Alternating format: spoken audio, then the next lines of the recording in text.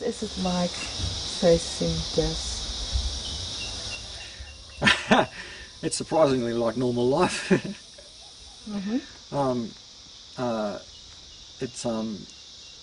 has its ups and downs like normal life. Whether I'm feeling sick and in pain at any particular moment, or whether I'm free of feeling sick and being in pain, and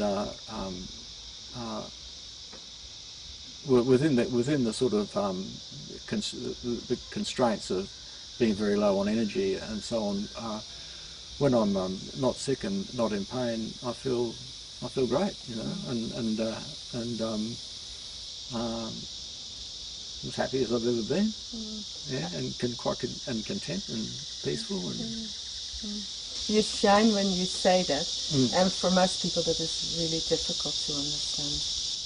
Well, I think they probably might find it easier to understand when they're actually there, when they're actually in the situation that I'm in, because most people aren't. You know, most people are in the situation where there's an assumption that life will continue. You know, and death is acknowledged on an intellectual level, but it's an abstract. Yeah, in a way, I'm no different. Yeah, to live in the present moment is the same as living in eternity, if you like. You know, it is life continuing, life ongoing, and I think one of the reasons, well, the reason why I don't think about death much, or those thoughts don't come up, is that it's an abstract. You know, it's I mean, thoughts really are nothing more than a schematic of what might happen. You know, they don't bear any more resemblance to reality than a street map of Sydney bears to driving around in Sydney. Yeah. So what you're saying is the preciousness of life in any given moment, and that's what. Yeah, the appreciation of it. Yeah. And that appreciation might, for some people, even become more clear when you're actually facing death. Yeah. Is that possible? Yeah, I think so. You know, and particularly for people who haven't had any kind of training in you know, like a meditation practice, or and who are habituated to living in thought, that there might be a difficult period to start with, but then realizations come, and with that an enhanced appreciation of the present moment. You know. Some people will feel that the present moment is unbearable. They want to escape it. Yeah.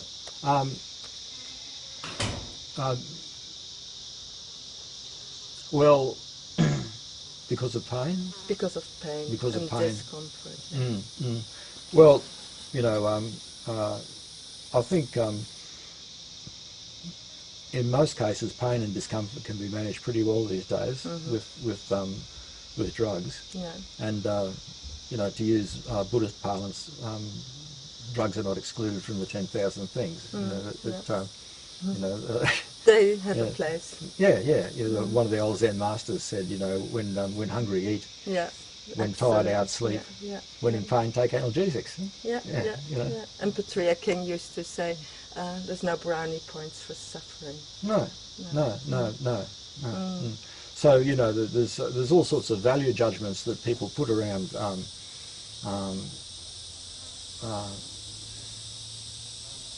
using painkillers and so on, you know, but it's a matter of work, of what works, you know. I mean, we're not here to give ourselves a hard time. You know, the aim of Buddhism is the relief of suffering. So why put judgments around what brings that about? You know, the precept around drugs is the misuse of drugs. Misuse of drugs and intoxicants. You know, so So and that's a very personal decision. Yeah. You know. Yeah. And so appropriate use of drugs is not a problem whatsoever. No, no, Yeah. no. So that's the physical suffering, and then there's the mental suffering. And then there's the mental suffering, you know, which and there again I come back to this, you know, finding a focus in the present moment. The mind will stay in the present moment for a little while, and then drift off into, particularly if they're very strong thoughts about the future, fears, and so on, you know, and that it gives the mind the opportunity to notice that those thoughts are thoughts, because I think what most people tend to do, who haven't had a training of some sort in yoga or meditation practice or whatever, you know, is that people tend to live in thoughts, and what's actually happening is secondary, you know, and it's all about moving. You know, all those thoughts are geared around what's going to happen next, you know. I already know about this. This is boring. What's going to happen next? You know, where's the next stimulation coming from? You know, where's the next? So it's more about escape from the present moment and actually living in the present moment, and that escape takes the form of thought. You know, dreams, fantasies, expectations, and so on. You know, and so going back to the physical sensations, to the body, and like what you said, Yeah. stroke is a way of stepping away from that. Yeah, well, bodily sensations are the easiest way to do it, because they're there, you know. It's the old one of the breath, you know, but you can make it stronger than that. Is like, so, you know, you can even scratch your arm, you know, make it something really quite strong to focus on. So what about people who don't want to acknowledge that they're having a life-threatening illness, that they are facing dying, and do everything in their mind either by staying really positive or by distracting themselves? And there's other people around them. Should we do something about it? I think you should, the thing to do is to meet them where they are. Yeah, they're doing what works for them, and that may change, you know, and we've got no right to inflict on them what we might see to be a deeper understanding or a deeper truth, you know. In a way, we're just as ignorant as they are. And in a sense, you could say, living in the present moment is just another way of dealing with it, you know. I mean, I think there's a way in which you can support people where they are without necessarily promoting attachment to it. You know, so a person can be, as you said, deal with their difficulties in the moment by being very positive and saying, you know, I'm going to get better, you know, and I'm taking this supplement and that supplement, and I'm going to South America and all the rest of it, you know. And there's a way of where we can sort of support them in what they feel is their path, without necessarily leading them into a type of relationship where they feel that they have to be that way to sustain the relationship. You know what I mean? Yeah. So without reinforcing their positiveness or encouraging them to go to South America for some shamanistic cure, you know, we can support them in what they. I think it's a matter of listening to them to start with, until you get a feel for where they're at and what they feel is the true path for them, and then just support them in that and be prepared to change as they change. This is all probably quite clear for people who have heard a lot of Buddhist talks and information. But how could you describe that in layman's words? How could you describe it if you would sit here with somebody who is in a similar situation and you want to support them. To comfort them or comfort them. But how would you talk about this with somebody who's in the same situation? I would give them a sensory input to focus on. Mm-hmm. You know, like the other day, you gave me a foot massage. Yeah. You know, so you could encourage just concentrate on the sensations in your feet. Yeah. Just concentrate on the sensations in your feet. You know, it's okay. You know, there's nothing wrong there. You know, there's. So you wouldn't focus on their anxiety or their fears if they are. Well, if they've got a concrete form, if they've got a concrete view, when I die, I'm going to go to hell because I've been such a bad person. There you've got something that can be worked with intellectually, if you like, you know. But I think probably what a lot of people experience is just raw fear, without it being particularly attached to any particular object. You know, the advanced palliative care workshop I went to a couple of years ago with the nurses in Coffs Harbour, they said people aren't afraid of death. You know, in the surveys that they've done, they discovered that people aren't afraid of death. What they're afraid of is loss of control. Yeah. So how are you coping with it mentally? Well, if the pain's being controlled with, I'm on regular pain medication now, and that's been fairly effective. If I'm not in pain and I'm not feeling sick, I feel great. Yeah. When you say great, what does that mean? Well, just well, if you've had chronic, I think anybody who's had chronic pain knows that it's wonderful to be relieved from it. It's just wonderful in itself. I feel happy, content, peaceful, interested in what's going on, interested in life and what people are doing. That is quite remarkable, Sexton.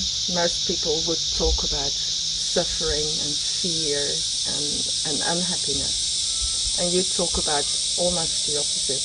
Can you say a bit more about that? Well, it's more difficult when I'm feeling sick and when I'm in pain, and then I've got to be with that. But I don't associate that with dying.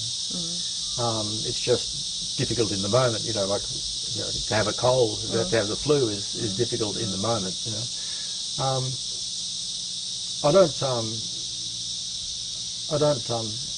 think about death much.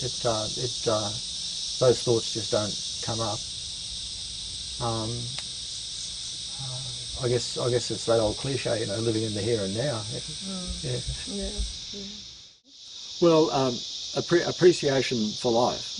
This appreciation of this moment. Yeah, because that's what life is.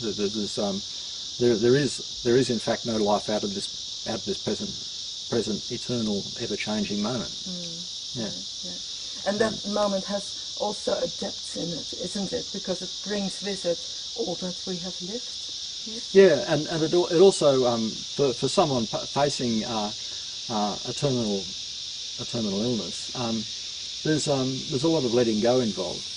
You know, letting go of plans, of dreams about the future, of what I'm going to do, what I'm going to accomplish. You know, and as these things are sort of stripped away, there's less and less left, except here and now. This present moment. Yeah. And that's the moment where we, who are watching somebody going through this, can connect on a level that we might not have been able to do before as well, because we can enjoy the present moment together. Yeah, sure. Yeah, yeah. And that's a part of what I was talking about, of meeting someone where they are.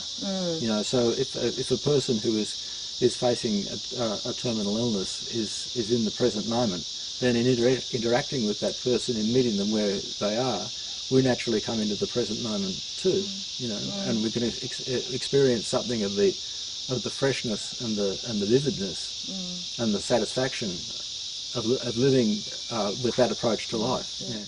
We talked about the gift in all of this. Is there anything in there for you that supports you?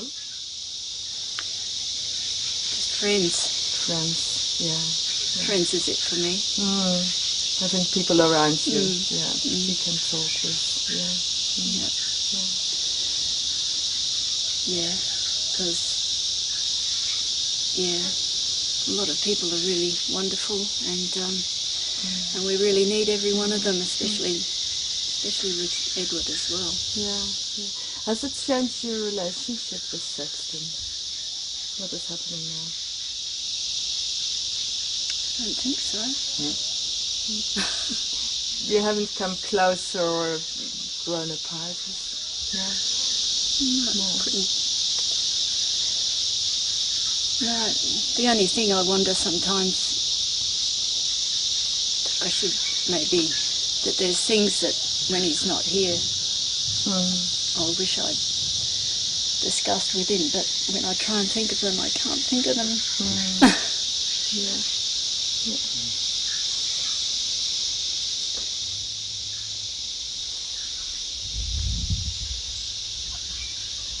And that must be for you one of the most difficult things as well, huh? Not your own journey, but the journey for the people around you. Yeah.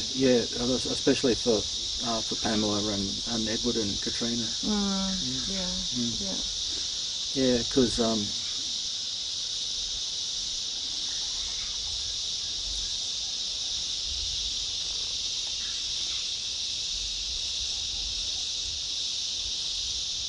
I mean, I think in a way it's something that every parent faces at some stage or other. You know, that there's no way in which you can set up a happy life for your children. Yeah.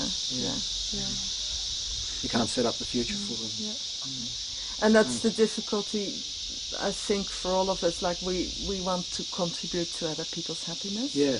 And their safety and their care, especially the people that you love and are close to.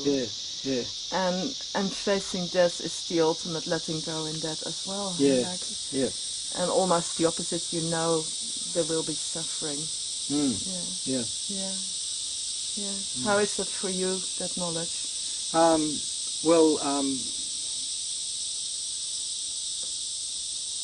I've had a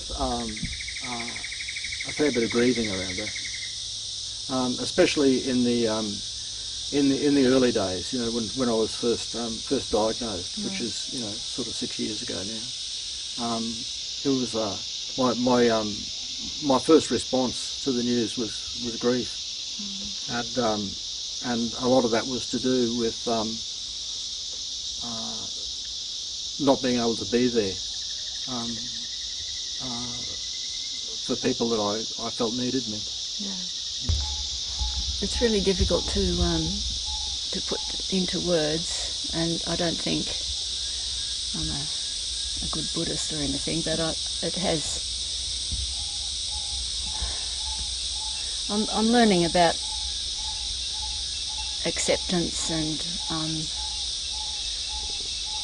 trying to live more in the moment, and I've thought a lot about clinging to hope, and I don't think I have been clinging to hope. But you do have to try and make plans when you think you're going to be the person that's left behind and looking after and supporting our children and so on. I do have to try and think how I might be able to manage that in my grief. But other than that, I think I'm a lot better at approaching one day at a time. Well, now, what does it mean for you, hope?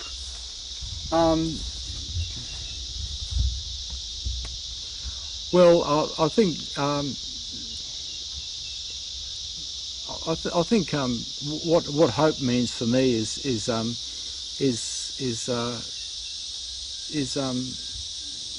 clinging to the idea that there might be a miraculous cure, or that's not really going to happen, but see, it's a difficult it's a difficult concept, hope, in that way, you know, because although I don't, I'm not expecting or hoping for some sort of miraculous spontaneous remission or something like that. Optimism hasn't been eclipsed. Yeah, so I still feel optimistic about life.